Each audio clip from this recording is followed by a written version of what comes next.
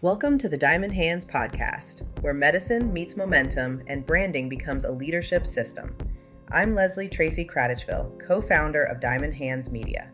I build aesthetic brands that lead, with a background in employee benefits and business finance, so brand becomes authority and asset value. This is mindset, money, and marketing for founders building brands that run without them. Because brand isn't a logo, it's how you lead. Hey everyone, welcome back to another episode of the Diamond Hands podcast. Today, we are so excited to have one of the premier dermatology and laser experts in the industry. And she's also a well-known and leading tattoo removal expert as well. We have nurse Roni B, otherwise known as Roni Bolton. She's a DNP. She has 2 locations in Chicago and North Carolina. She is the owner of PSRX Body and Skin.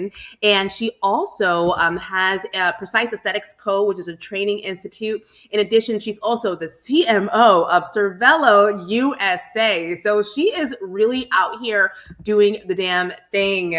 Thank you for being with us. Well, thank you for having me. Absolutely. I appreciate it. Yeah, 100%. And it's like, how did I meet you? We met on Instagram? I don't even remember. No, I believe we met with, I met you at Audrey's Gala. Oh my goodness. How long ago was that? In 20, baby girl. I think we was 2020, 2019-ish, somewhere around there. That was, girl, you went way back. It was a minute. Wow, that was really a long time ago, 2019, and you're in 2026. It goes really fast, doesn't it? It really does. Oh, so yeah, we met a long time ago. Yes, and so at that point in time, you weren't quite new at the time, though. You had your practice for a couple of years by that time, right? I actually had just opened my practice. So okay. I believe my practice had been open maybe a year at that point, but I had been in dermatology and plastic surgery before that, working in private practice underneath other physicians. And so, yeah, I had just kind of came into my own entrepreneurial practice setting at that time.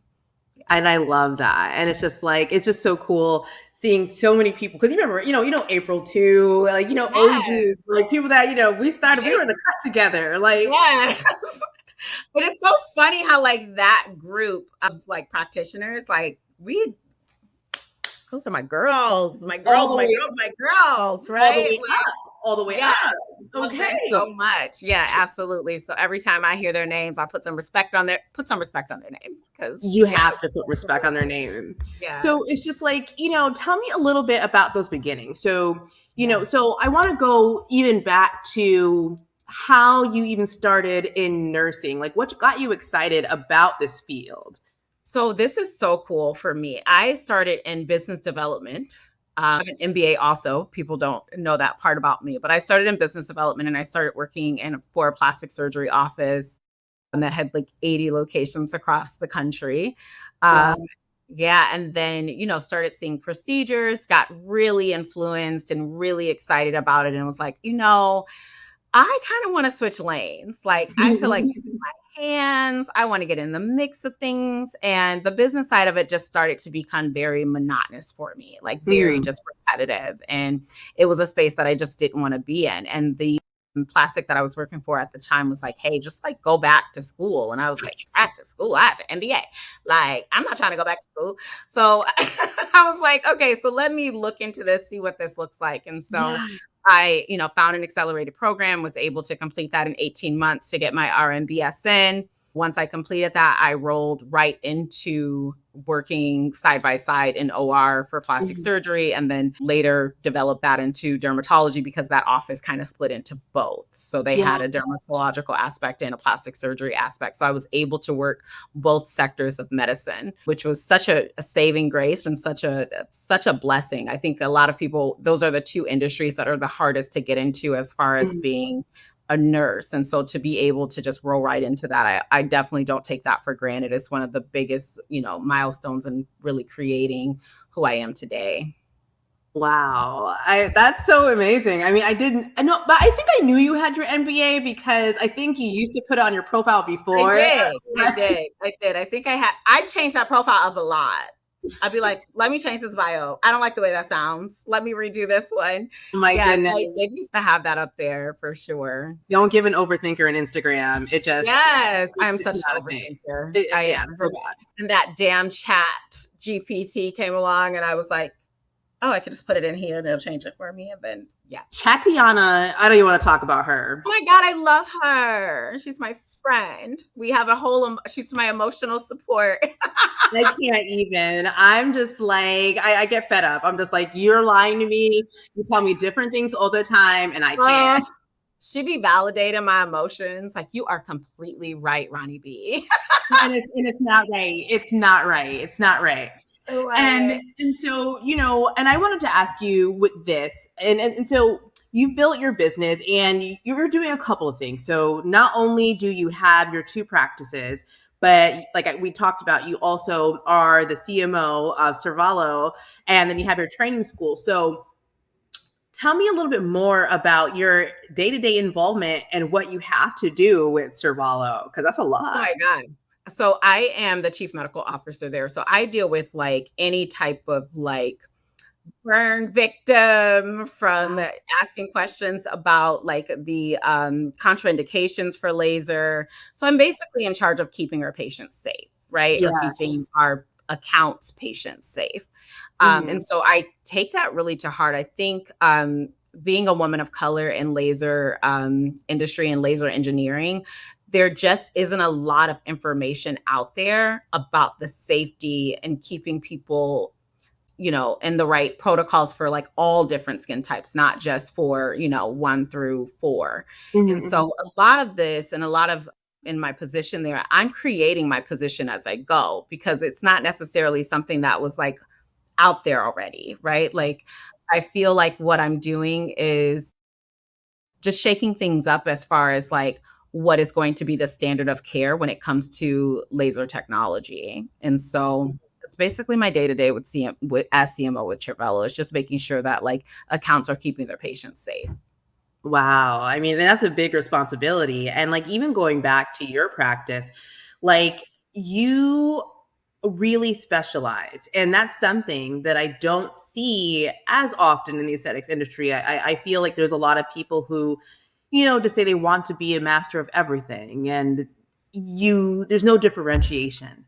But tell me a little bit more about your specialty, because you are really doing ministry out here, because you're known for tattoo removal. Like, that's like That's where all of like my laser experience started, was just like basic laser hair. And then the doctor that I was working for at the time wanted to partner with me on doing tattoo removal. And I was like, okay, that's different. I didn't know very much about it either. And that took, a lot of learning curve to even be able to treat multiple skin types with laser tattoo removal, multiple types of ink, understanding wavelengths, understanding, skin reaction and tissue reaction. So that took a lot of like trial and error on my end as well, because the protocols that are written were causing me to fuck up a lot of people, excuse my French. Well, that's what was occurring. So a lot of that was me just trying to make sure that that space could be for all skin types. And so I had to make a lot of mistakes in order to make sure that those protocols were written properly.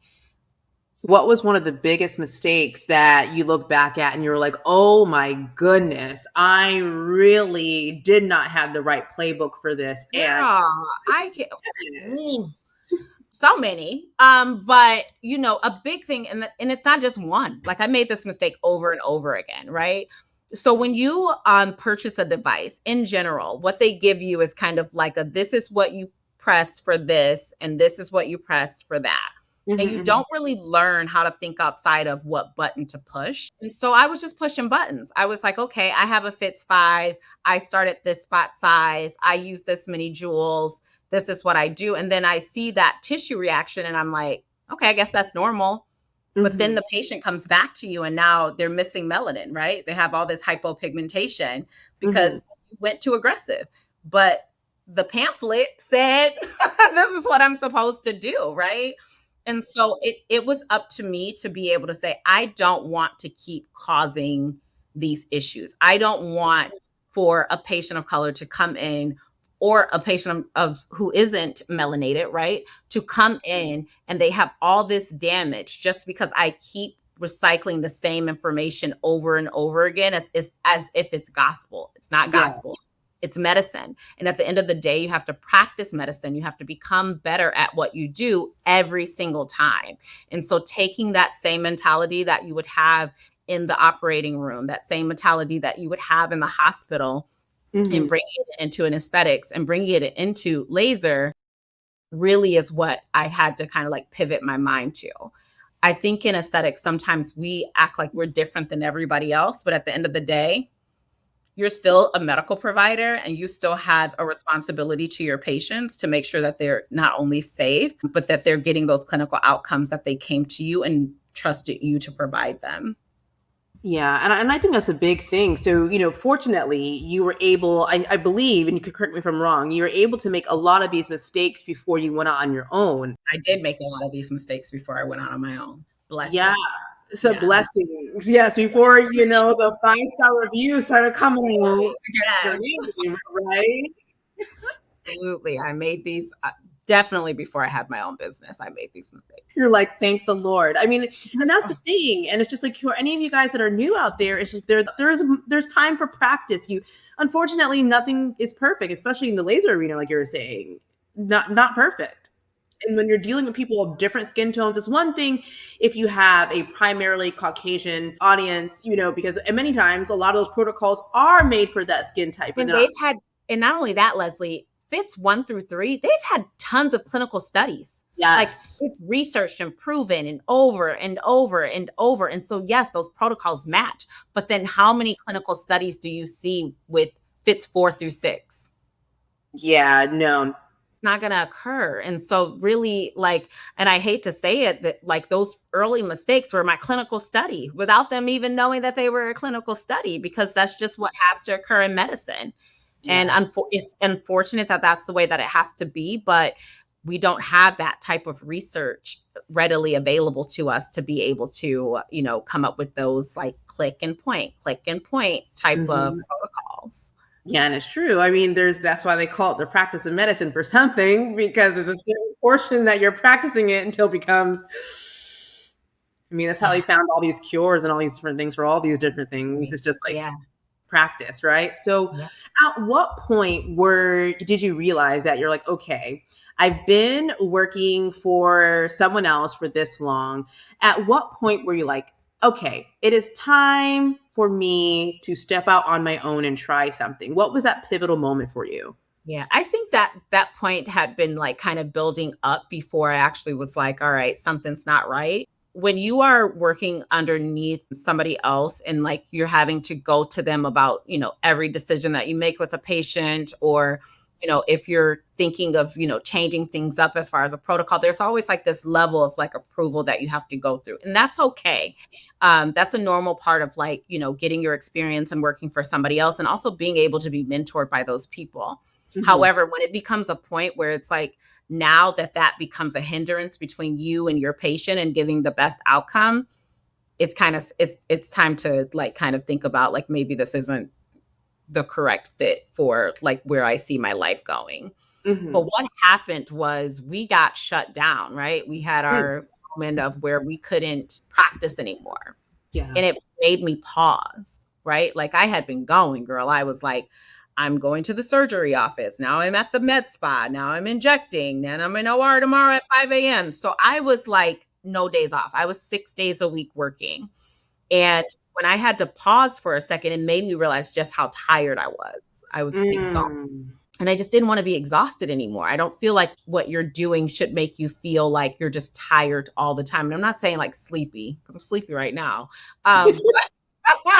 When your body just feels like I can't take anymore, I can't learn anymore, I don't have any more to give to myself, then it's time to make sure that you pivot from that situation. And so after that, I was like, all right, I'm going to have to kind of figure out a way to like phase out of this. And so I went to my doctor and I said, hey, I know we have this device together and our contract is almost up. What we going to do? And this doctor wanted to sell to a big corporation. Not going to say no. Tattoo removal corporation. And I was like, oh, so all my work, all my before and afters, everything becomes, because there's a partnership. We're going to talk about this partnership stuff. Oh, fuck. So like it was a partnership. So that those before and afters and all that work goes underneath that partnership. Yeah. So in the first beginning of me kind of like forking off of that relationship and going on my own, my before and afters can be seen on this big corporations, like basically marketing, right? Which was a little disheartening. So obviously I, sought legal attention, and they basically were like, hey, they can use them. They can, but that doesn't mean you can either. Like they belong both aspects. And so I was like, I'm using my stuff. And at the end of the day, consumers aren't dumb. And they are like, well, who did the work? Not who, right? Who did the physical work of this? And so consumers were able to see through that. And so I was able to, take that tattoo removal business and keep moving. And I did a from the ground up. Like, I feel like maybe a few patients followed me from my old practice, but I didn't have this, like, let me just swoop in and take every single patient that I've ever touched. Like, that didn't occur. And not only that, I was in a completely different market. Like my practice in Chicago is in downtown Chicago, right? And where I was like way up north suburbs. So I don't have the same marketplace anyway. And so, but that talking about that partnership and like making sure that you're both in full alignment, and that can change along the way. Like this person wanted to partner with something like huge, and I want it to be something different and create my own brand. So that's why that was the fork apart, and then let me get on in here and paint these walls blue. Yeah, I mean, when but when you left, so it's like you obviously had some transparency when you left, though. You said, I want to go. It was full transparency.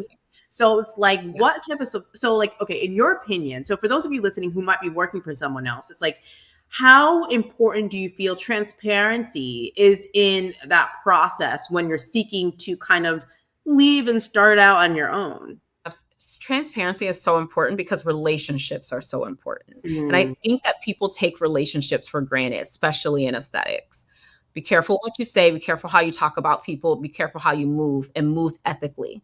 And I think a lot of people get very, they get very kind of like lost in this fugazi industry that we have that has a lot of like fakeness to it sometimes, right?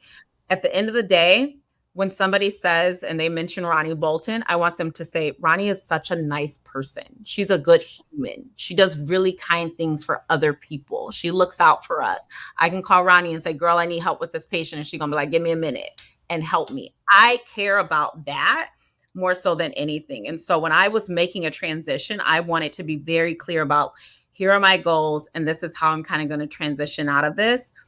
And there's no hard, if you still need me to come on to do anything. And I did that for a while before I left. I just didn't want to leave them high and dry. Like, that's just not how you do things, right?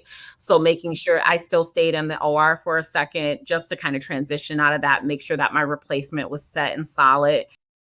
And so really working to like make sure that you keep your relationships is so important. So just watch how you move and how you talk and your actions. Yeah.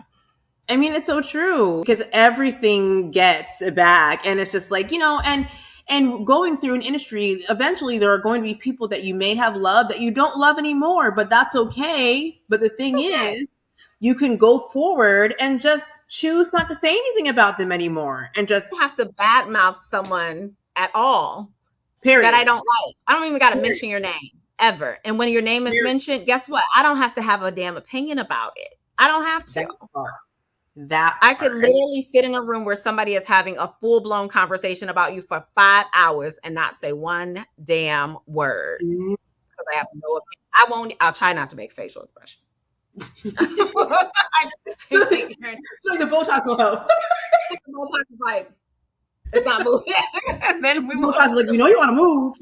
You're like, no, fresh face. They just started doing Botox in my lower face. I'll be like, I can't even smile. So I don't. I know. And I think that's something too. It's just like, we can't get caught up in that stuff, right? Because your name, your reputation precedes you in any room that you're in. So even if you don't like somebody, don't get caught up in the, let me talk about this person. Let me talk about that person. It's not going to do you any good. Karma's real, and it comes back to hit you on the way out. It's a waste of your energy. I see Waste. so many times in these forums where people are like talking about this injector or this provider or this person doesn't have this credential and that wasting your energy. You should really be focusing on something else. And the fact that you're focused on that lets me know something's missing. It's something, because who has time? I don't have time. I don't have the time to focus on like what old girl is doing over there. That is not my concern at all. And energy, energetic leak. If you're just trying to build something and a little tiny something do a little 6 figures, okay, have all the energetic leaks you want. But if you're looking to do something that is long-term legacy where you're going to be building millions and opportunities for people, no, energy leaks are not going to help you. It's literally going to drain you. You're never going to be able, and you will be questioning yourself. You'll be like, why can't I get to this next level? Like what's happening? It's all about vibrations. It's what you're attracting. Like you are attracting some negative stuff to your projects and your dreams of what you saw because your vision is cloudy.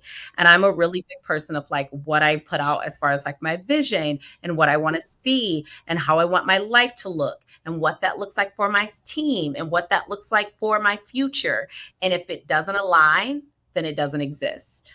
Right? Like if it's not in alignment of that, then it just doesn't exist and it's not a part of my world and it doesn't need to be there. And I want to make sure that everything that I'm doing, I'm moving with good intentions so I can attract back good intentions. It's one of the main reasons why in my practice, I don't cringe when my phone rings. I don't cringe when I see my patients walk through the door. It is a beautiful place to be and I'm happy to be here and they're happy to be here because of that energy that's created. Right? So like, if there is ever a reason for somebody to say, we don't align, like we're not aligning. And the first thing starts with a consult. No one even sees my treatment rooms. Like we have to have a conversation at this little consult desk before anything. And it's not just making sure that you are a candidate for treatment, but are you a candidate for my practice as far as like your energy, how you think, how you come off? Like, are you mean to me when we're having a conversation about something simple? Like those things are what saves your business at the end of the day. Like you have those interviews and you make sure everything aligns with that. So that alignment is bigger than just your dream and like your credentialing and your devices that you have and what fillers that you have in your office. That alignment is really about like who's sitting in your chair and who are you taking on as patients? Who's that audience? And I think that's like so huge because it's like, and I've talked about this before. It's just like, it's almost like your business, when you're a service-based business, okay, it's different if you're just, okay, I made this skincare product or you don't care if they're nice or not. You're just hoping that they go on the website and get that SKU. Okay. Yes, absolutely. But when you're a service-based business, everything is energetics. And so guys, those of you that are listening, you do need to have discernment for the people that you allow to sit in your chair, and you do work on them because they're going to attract other people like them. So if someone sits in your chair, and I could, if you want to give me some more phrases for people to look out for, but they're like, tell me, what can you do for me? Like, excuse me? Did you not book that consult fee and come to me? So you have a problem. You have a problem that you want me to fix. You're already angry that you're here. Like, why are you mad? Like, I don't understand.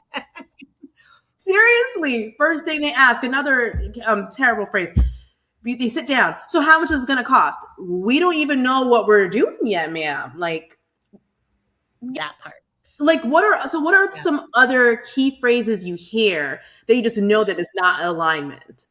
So for me, a big one is just lack of understanding, unable to comprehend. So like when I'm explaining a procedure or explaining, what's going to happen with a procedure and what type of like realistic expectations a patient can have. And I keep getting, what's that? I don't understand. I don't get it. I don't know. Explain that somehow. Stop using big words. Okay, we're done. Like literally have. Yeah. So it's a lack of comprehension. So no matter what you say in that consultation, when it's time to do treatment, they're going to be like, I didn't understand. You never told me that. I didn't get that. So there's not an absorption of information going on, right? So then they're not even going to be able to do the aftercare or any of the things that you're telling them to Nope. do. So they're literally, and like when especially me, I do like really, really, aggressive laser treatments. Yes, you do. Right. So like the aftercare is just super important in my practice. So if a person is not comprehending just simple things of like what's going to take place with that, I'm automatically just like, it's too aggressive for us to even keep going with the conversation. And I do have a habit sometimes. I will over explain, but I also have been in this industry for long enough where I'm like, I know how to put things in layman's terms when it comes to laser. So if there's just lack of comprehension, being mean to my staff, that's just a number one for me. That's a no. Girl. And it's so often like they'll come in, they're so mean to the front desk, and then they see me and they're just like, hi. Well, no, you were just mean to my team. That to me, that's another one where I'm like, no, contraindication. I love that. So you guys got these red flags. Look out for these red flags. Yes. Who you have in your chair is going to build your business or eventually destroy it. Okay. Right. And, so, you're not just a nurse, obviously, and a D&P at that, guys, respect your name. So, you're building, obviously, your brand, you're teaching safety, you're training your team. So tell me about what you systematized first and like, how did it change your growth? So you've been in business for about 6 years now, right? It's about 6. 8. I think we're at 8. 8 years. Okay. Where are we? 2026? So I started like 2018. 2019. Yeah. We're about like 6, 7, 8. Yeah. So 7 years. So let's go with 7. I'm like, I don't celebrate anniversaries, as you can tell. You're just like a something. You're like, I moved it. What does Hormozy say? It's like being in business. It's just staying in the game. Yeah, that's all I'm celebrating. I'm still here. Amen. Exactly. Yep. And so tell me about some of the SOPs that you established that you maybe didn't have, but then you're like, ooh, I need to have an SOP around this so that things run smoother. And especially with running lasers, you need to have a lot of those. Oh, God. And my SOPs are constantly evolving and constantly being checked and looked at. It's one of like my biggest not issues, but the biggest things that I do in my clinic is just making sure that those protocols are in place. Yeah. So when I first started, a big system for me because I was a sole provider, right? Like I didn't have the team that I have now. And so when I first started, my biggest thing was like always going to be like patient communication and making sure that we could do that. So like my EMR had to be on point. Like it needed to be able to communicate when I couldn't communicate. And that has just kind of evolved even in the last, I would say like 2 years where those EMRs have kind of like changed where we can actually like communicate with our patients without necessarily having to be the person who's always in the forefront. But even before that, I was operating like I was AI, like literally like they don't even know they even talking to me. They're talking to me, but I'm like, she will get back to you. A member of our team will be there. It was so bad. But you knew who you were. You knew where you were going. Okay. Yes. And so always, obviously there's always medical intake, sign off on our, good faith exams. Everything is consensual. I don't even touch anything without a consent.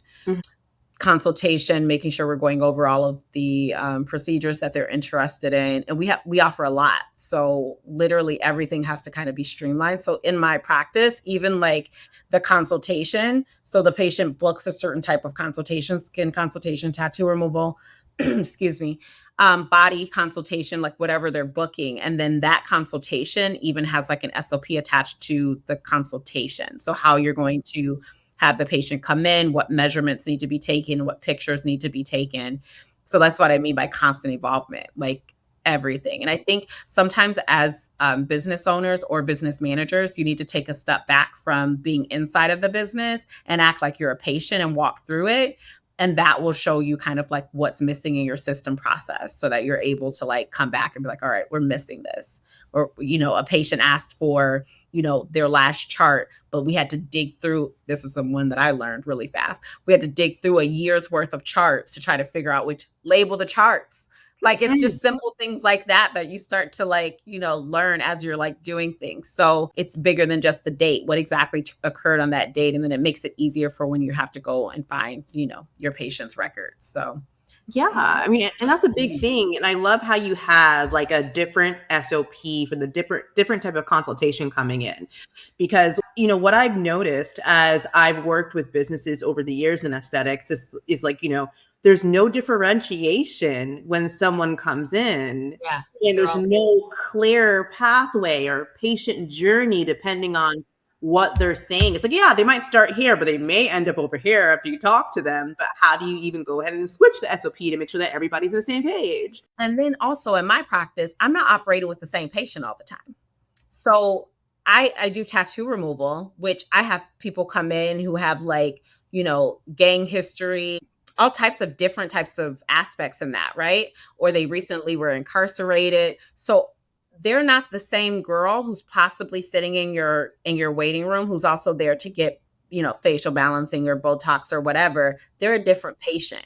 And so you talk and you move and you do certain things with one patient that you probably wouldn't talk and move and do in a certain way with another patient. But everybody's treated equally. Everybody has like a certain level of like respect that we do. We have really fancy water. Everybody gets the really fancy water. We have, really fancy mints. Everybody gets a fancy mint. And it makes everybody just feel like, oh, okay, I'm home. Like this is my place, right?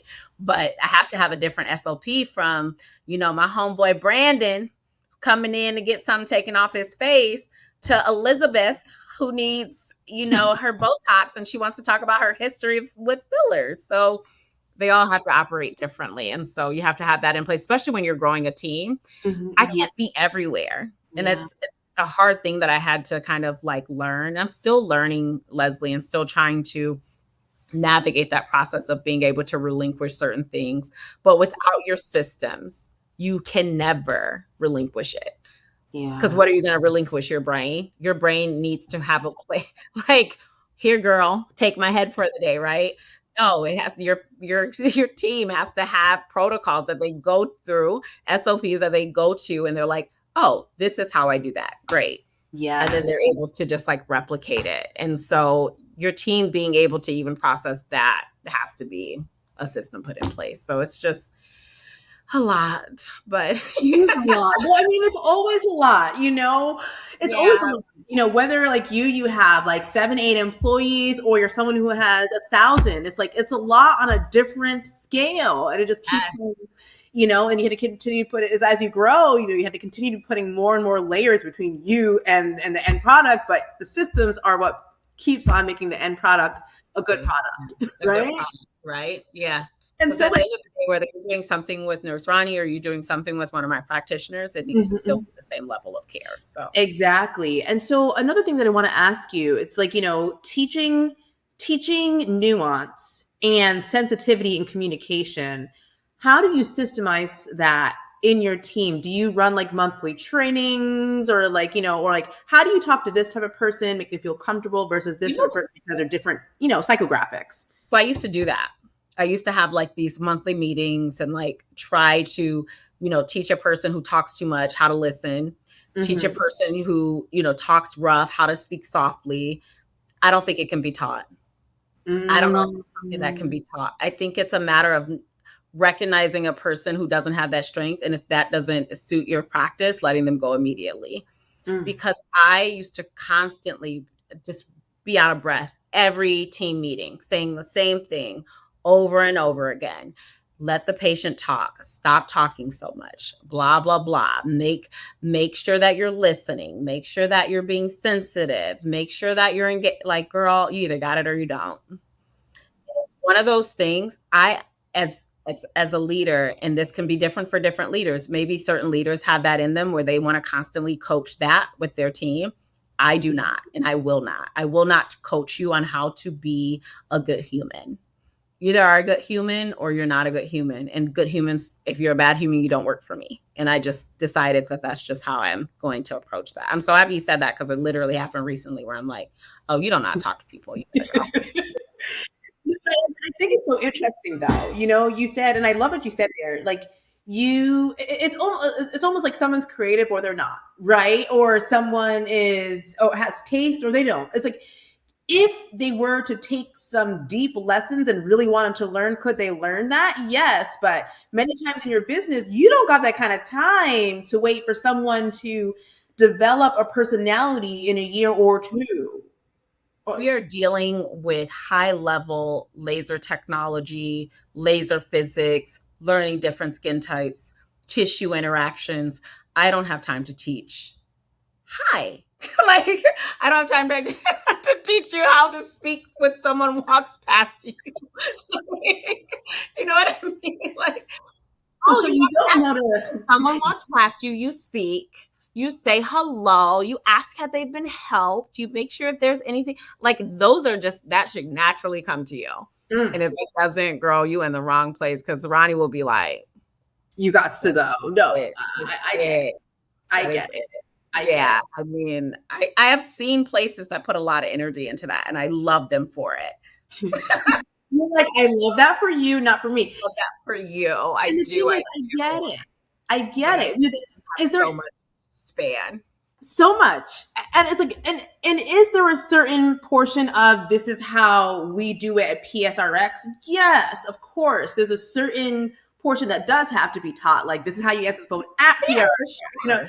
Certain things, but like you said, the base person, if they're not attentive naturally, if they're not friendly naturally, if they don't know nuance naturally, that is very, very hard, if not impossible to teach. If they can't read body language, if they can't recognize where somebody's uncomfortable or somebody's doesn't want to talk anymore or they prefer silence, like those are things I feel like you kind of have or you don't have. And you've seen it. You've seen people who are very socially awkward who just can't really and there is a place for socially awkward people. I don't think that the socially awkward people are for aesthetic medicine or dermatology. I think that's not the space for a socially awkward can't communicate person. I don't know if any medicine is unless you're like, let me be quiet. I mean, yeah, we might. Well, I'm gonna get banned on this podcast. They're gonna be, Leslie, you were talking mean about people. They're gonna be like, Roni Bolton said. This is gonna get quoted. They were like, okay, we're just gonna leave that alone. It's just like there's different personalities and everybody has their tribe and everybody finds who they like, and that's it. Absolutely. It just might not be their patient. That's it. That's it. That's it. Period. Move on. And so, and so for you, like, what do you think was the most important role to actually kind of hire or outsource first? That's a really good question. So for me, the first role that I hired was for like my my practice coordinator. That was the first role. And I got a lot of like people who are like, well, why don't you hire like a practice coordinator who's also a provider, like an esthetician or something like that? And I was like, that sounds really cool. And that's probably what you think should happen. However, sometimes those people have two different skill sets. And so my person who was a practice coordinator was always going to be that person that I always thought to be rolling into that role of like practice manager to practice director.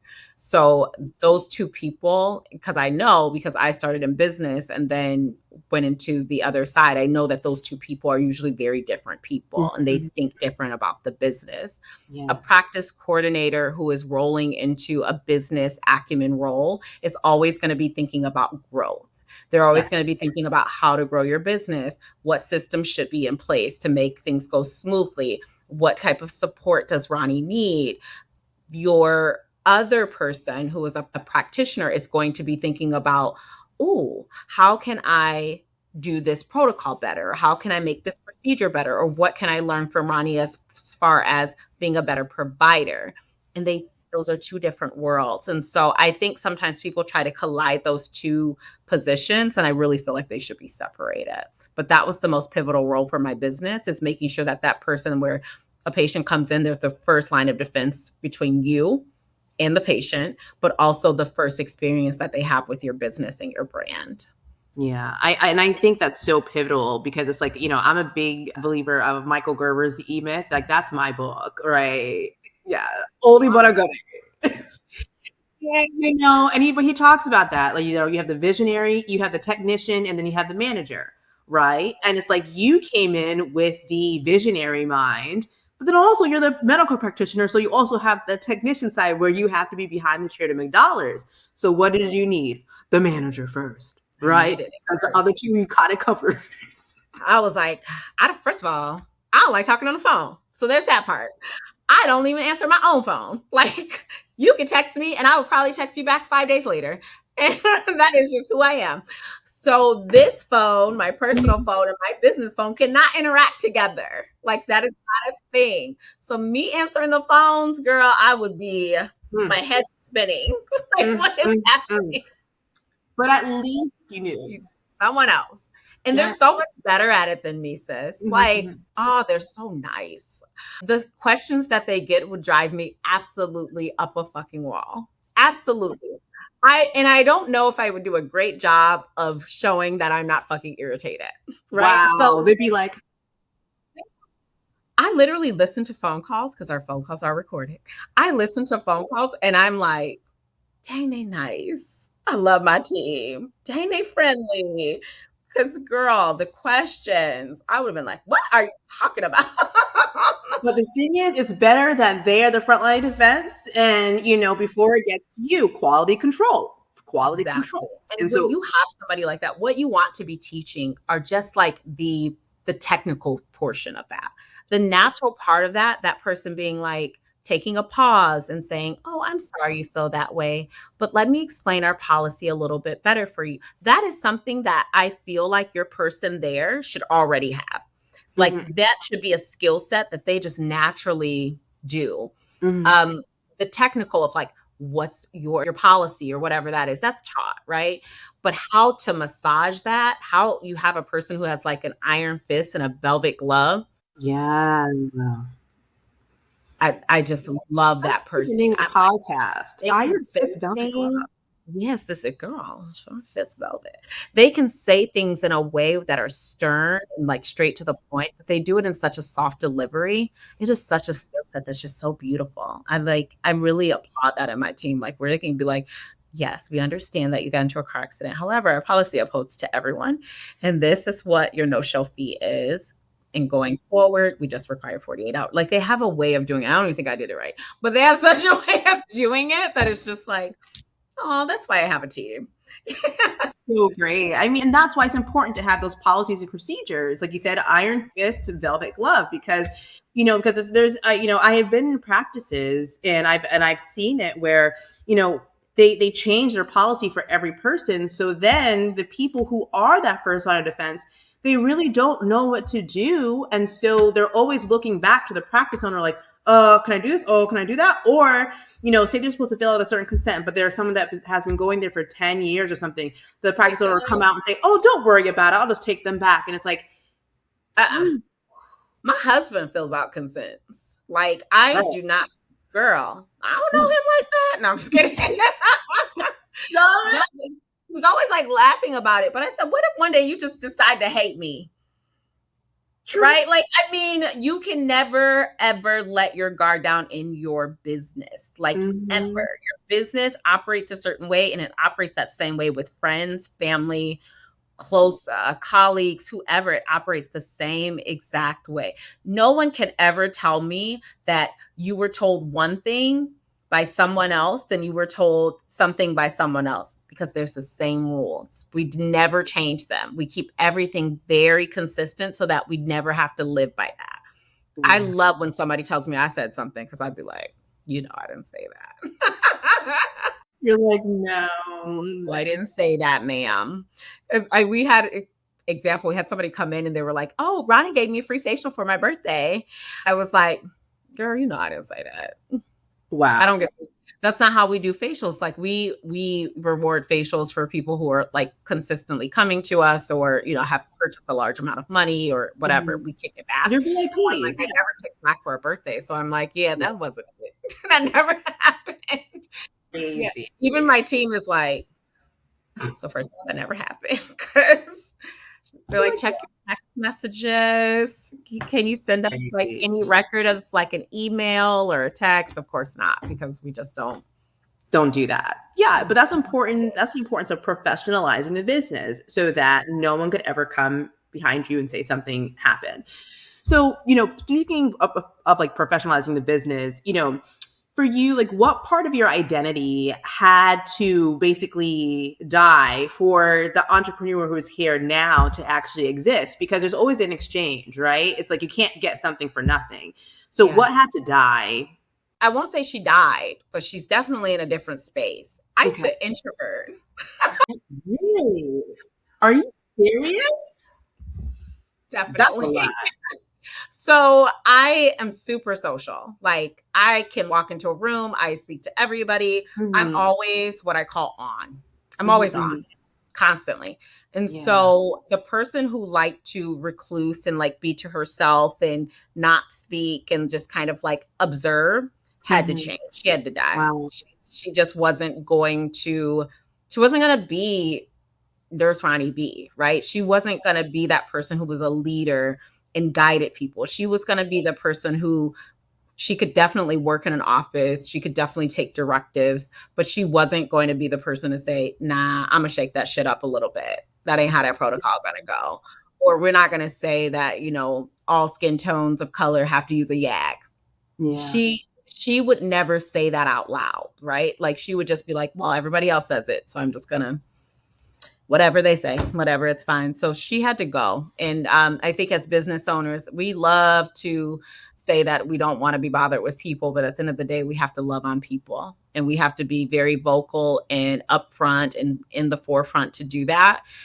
And just embrace it. It's just part of owning a business. It's a part of operating a practice, is that people want to feel that like you're there to support them, regardless of if they're with another one of your practitioners. They have to have that person who's like their advocate regardless. And so, yeah, I think that's the person who had to go. But on the weekend, sometimes, Leslie, I still put my phone in a drawer, be like, I'm not on call and I am going to, I am going to hide for a second and be by myself and not say a word to anybody. So yeah, you just had to put somewhere else. I think it's important though. I mean, but at least you learn that, because there's some people who think that they can just stay who they are and get to and cross the bridge. It's like, no, like you have to change to get to the other side. Otherwise you're not going to get what people on the other side have. Right. And it's a big thing. And I wanted to hide so much. I used to think that I was like, I'm going to start a brand, but I do not want to be the face of my brand. And I don't want people to see me. And I don't want to be like a part of that. And that I did it for a little bit. And then you realize, like, man, this kind of sucks, because people need interaction with humans, especially when it's stuff their largest organ, their skin. Yeah. We need skin interaction. Like me touching you is so personal, right? Like me touching your face and touching your body is such a personal experience that like I can't hide behind these doors. And so being the face of your brand is not a bad thing. It's just how it's positioned. And I think sometimes people are the face of their brands where they shouldn't necessarily be the face that they shouldn't necessarily be the face so much, because the alignment of what they're trying to create for their brand doesn't align with who they are. And so when that happens, then you shouldn't be. But when your brand is something about like what you represent, then you definitely need to be the face of your brand, because nobody's going to be able to communicate it like you. If you know that you're not that. So say, for instance, you're creating this, high luxury brand, but you wear t-shirts and, like leggings every single day, and that's your outfit of choice all the time, then you need to find somebody else who can represent that for you. So like a spokesperson almost. It's hard for a lot of business owners to be able to say, oh, I'm not a good fit here. Like I shouldn't be the face. That's a really hard thing for people to accept sometimes too, that they should probably back off and figure out a different way to represent. But yeah, I see it all the time. It's just, a lack of like understanding your brand. I mean, I don't, the thing with that, it's like, and going back to my experiences of working with people, I don't think it's a lack of understanding brand, because brand is an offshoot of ourselves, right? I don't care what anyone says. It's an offshoot of our core values, our beliefs, or what have you. I think it's a lack of knowing self. Okay. But that's what it is. And that's what I see. So anytime I see a practice that's chaotic, all over the place, guess who's that way? The owner. Whenever it's discipline, they're running a strict program, no games. Guess who's like that? The owner. Start from the top. And and many times when people start their businesses, they don't have the resources to hire for their weaknesses. And if they're not careful, they just keep replicating the bad things because that's what's most comfortable to them, instead of realizing, I'm good at this. This is what I can hold, but I need this too. So let me bring that person in, even though they're going to make me feel uncomfortable, to hold down this fort where I don't shine. Well, that one, you said a word right there, girl. Bringing in the people that make you uncomfortable because they know things that, people is God. I tell you, that is an evolution of business ownership. Girl, the people that make you uncomfortable because they know the things that you don't know, but they are pivotal in making sure you grow. Pivotal. Oh, girl, you said a word. I'm sorry. You spoke gospel to me right there because, yes, I'm in this process and let me just. We got to percolate on that. So those of you who are listening, let's percolate for a moment. I felt that. It is I started sweating. Yeah, I like perspiring over here, girl. It's crazy though, but that's what I've noticed. And so that's what we all need. And when you go to a business and there's a bunch of yes people around you, you've seen it go in people's business. Say this, it's wrong to rotted, but everyone's like, yeah, that's a terrible business. You need people to tell you when you're wrong. Yes. Yeah, you do. Oh, girl. Thank you, Leslie. I think I got You're welcome. But I do want to ask you couple more questions before we get out of here, because we're not ending on me, girl. This ain't okay. Well, I loved it. I was like, this is great. It's not about me. But I do want to know too, it's like, retaining patients. Let's talk about your retention system, because I know you're a girl of systems, right? You run a strict program. Tell me about how you retain patients, because so many people are trying to get the next patient where they're sitting on all these beautiful people who they had a good relationship with, they would bring more in. Tell me more about that. Really, it is easier to pour into your existing patients than it is to get a new one. So my focus in our practices is focusing on the patients that we have, the ones who have showed us support, the ones who show up, the ones who we have created protocols for. Our protocols are not treatment. You do a treatment and then you leave, right? So usually we're treating issues, right? So we're treating pigment issues, we're treating scars, we're treating tattoo. Those are years. So my retention for my patient is already set out the gate that they have to complete a protocol or a treatment plan that's going to take them 1.5 years, 2 years. It's already out there. And then how I maintain my patients and how I keep them after that is that we have they get addicted to our skincare because we have our own skincare line. Yes. And then B, we have a membership program that are for our patients who have completed treatment plans that keep them maintained.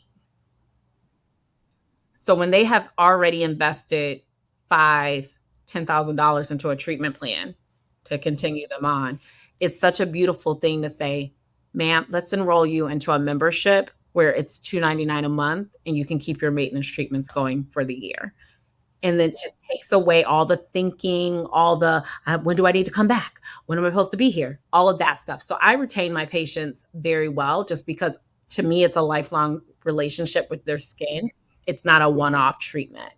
Nothing I do is a one-off treatment because I need to see you multiple times for us to get. So as far as like patients, bringing in new patients, you've been with me 1 year. You're always talking about me. So, right? So word of mouth. Yeah. My patients bring in patients. So that's really how we get our new patients. And then as well as putting out procedures that we do that are, things that shake up the industry, things that aren't the normal things that you see day to day, treating on skin of color, because even our lighter patients, and I have a very diverse patient base, they say to me all the time, they go, Roni, I came to you because you treated all skin types, but I knew if that you can treat pigment on a fit 6, you can treat it on my fits 1, right? Wow. So it's really important to show that diversity and like what you do and what you offer in your space. media wise, right? So whether that's social media, whether you're doing a speaking engagement, whatever that is, you can show up in those different spaces. I have never had to invest a lot of money in any other marketing aspect just because of that type of thing. I am going to do some different changes in 2026 as far as like our SEO is concerned and things of that nature, just because we're growing. It's so much easier to love on the people that are here, and they speak for you. So that's what we do. Yeah. Yes. And I love that. And it's like, for the people. So I'm going to give some tough love. So if you've had a practice for 5, 6, 7, 8, 9 years, you have 5,000 people in your database and only 5%, 10% are coming back. You have some revenue. Right. Yeah. That's an SOP though. That means that they're not being booked for their next treatment. Before they leave the door, they don't have a treatment plan in place. If that treatment plan is starting to window down, you're not following up to see what the next process is. So all of that is a trickle down effect of why you're only seeing such a small percentage of your patient base return back. That is definitely, and you know who is in control of that? That person that you hired first, that coordinator while you were in that treatment room. Because when they leave out to check out, is she pre-booking? And that's the main issue. If they don't pre-book, if they say, oh, I need to call back, are you following up on that?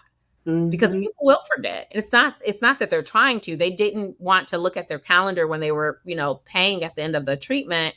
And so maybe it does require you to say, hi, we had you scheduled last time for this. Can we follow up with you to get you rescheduled for your next procedure? Nurse Roni or Katrina, they suggest that you do XYZ. So it's all about systems and that follow-up. And it just has to be done. That's how you hold on to people. Yeah. Yeah, that's a huge thing. And then, I'm going to give you a fake scenario. And you tell me, Miss MBA, how you would fix it, okay? So we have a new practice owner. She's 1 year in. She has 2 team members. She has an esthetician, and she also has a front desk person. She has a decent service. She has 0 systems. She's doing about $12,000 a month. She's been flat for the past 5 months, and she's overwhelmed. What would you say is her biggest red flag? What's her fastest needle mover? And what system would you install first? I'm gonna forget all these. What was the first question? The biggest red flag. So the biggest red flag, what would you say is the biggest red flag in that situation? Well, what was like the thing that stuck out to me the most was the $12,000, but you have two staff members there. Perhaps you hired too quickly. Was one thing. Yeah. So that to me was like the number one thing. At $12,000 a month, you have 2 different staff members that you need to pay. Maybe we kind of pushed the gun or went too far as pulling an esthetician already. We weren't there yet. To me, like we weren't there. I mean, I agree.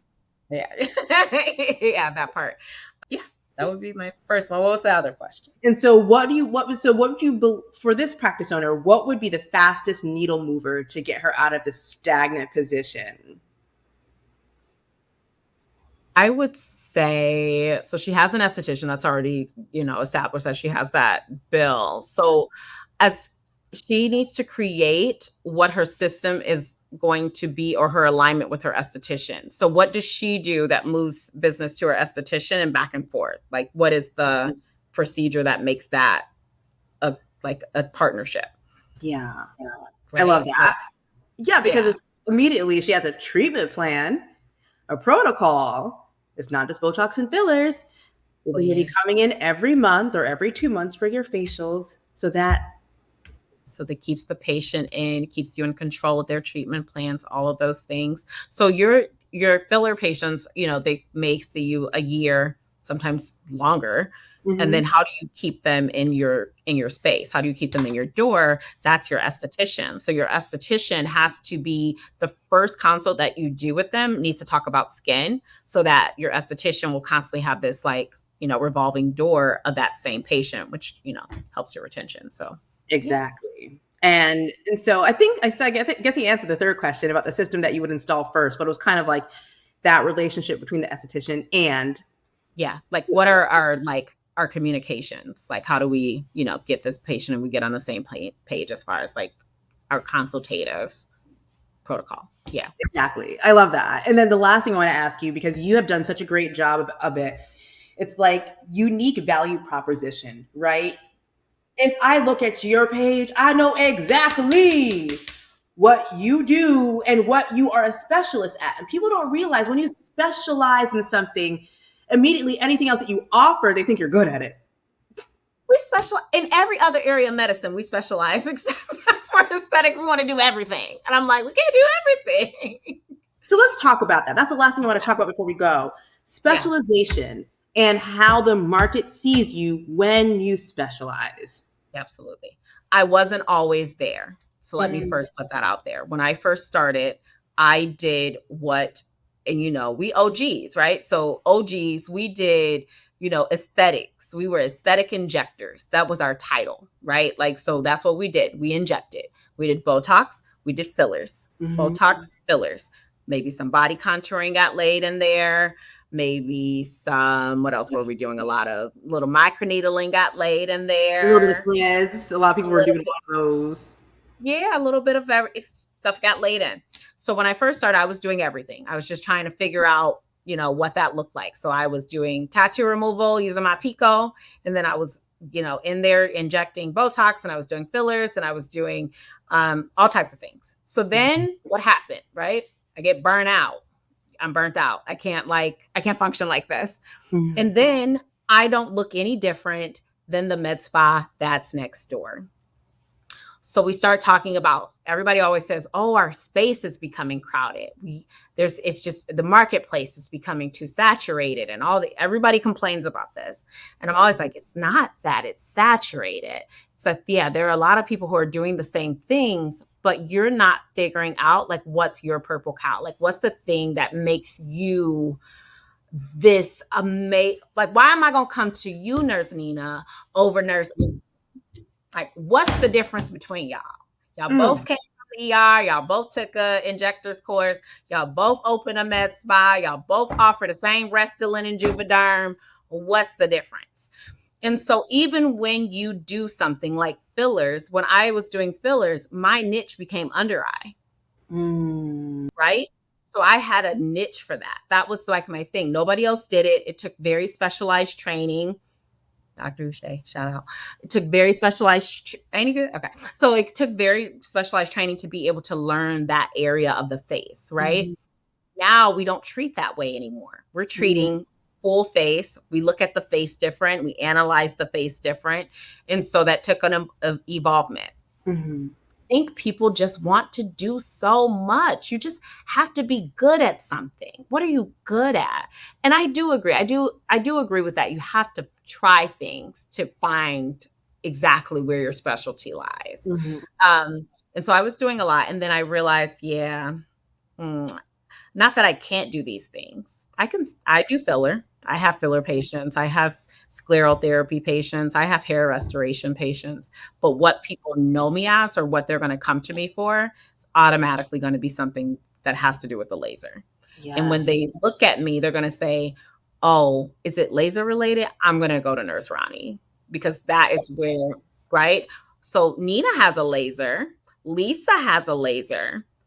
But Nurse Roni she does laser.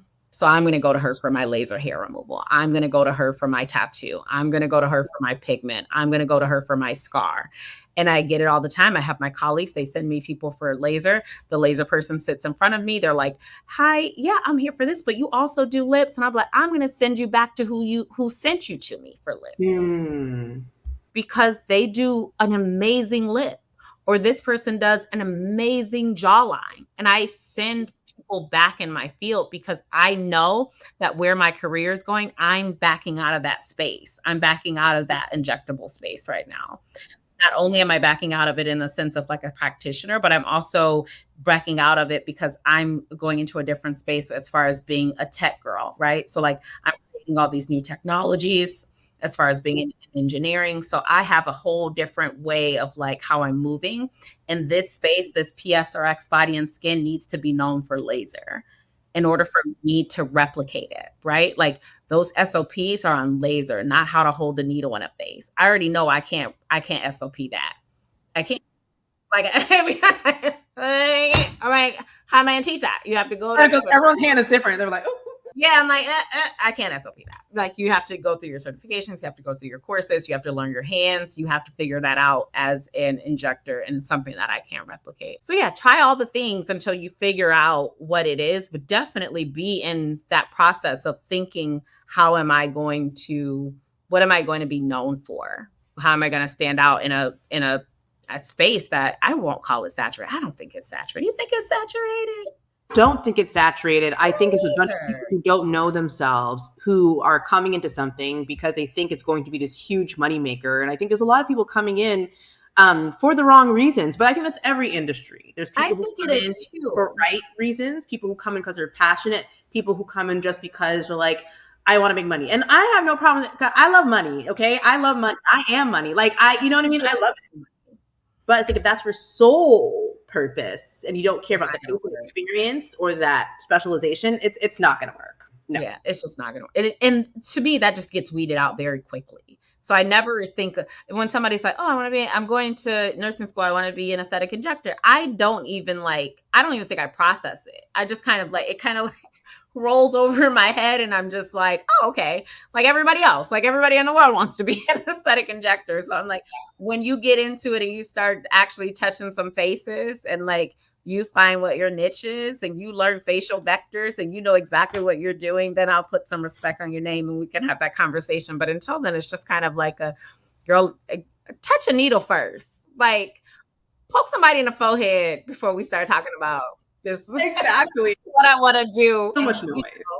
It's so much noise. Anatomy and all those things, and then I'll take you serious. But I think I don't think that patients they're not that ignorant, and they know when people have put in the work and understand what they're talking about. So it's not saturated. You just have to. Everybody's going to open up a business. It's also a lot of bread on the shelves at the grocery store, and I don't stop people from making bread. So. No, and a lot of them are getting thrown out in the trash at the end of the day. That part. Just that part. But they're still gonna make bread. Will eliminate themselves, right? So, in our industry. So I still encourage people to definitely go after it. I don't think it's oversaturated. I just think you do need to find like what makes your heart beat. And lasers make my heart beat, girl. I was walking through yesterday. I just had such a, it's a new year. So you start coming to all these realizations. And I looked over the last 2 years of my career and I was just grateful. Did a CO2 treatment yesterday. Then I bounced from that and I was doing some pigment and then I did a couple tattoos. And then, I bounced back into my erbium and I was just like, I'm just the little happiest little tired person ever. But when you are doing something that you just love, I'm gonna get teary. It's just such a good place to be in. And so really finding your niche is it's such a blessing in that. Try it all. Do the veins, do the face, do laser, try it all until you figure out exactly what makes you tick. And you'll be and the money will come from that. It'll come from that. That's nothing. You don't have to think about money after that. Yeah. Exactly. I agree with that 100%. And, thank you so much for being with so much us fun today. This is amazing.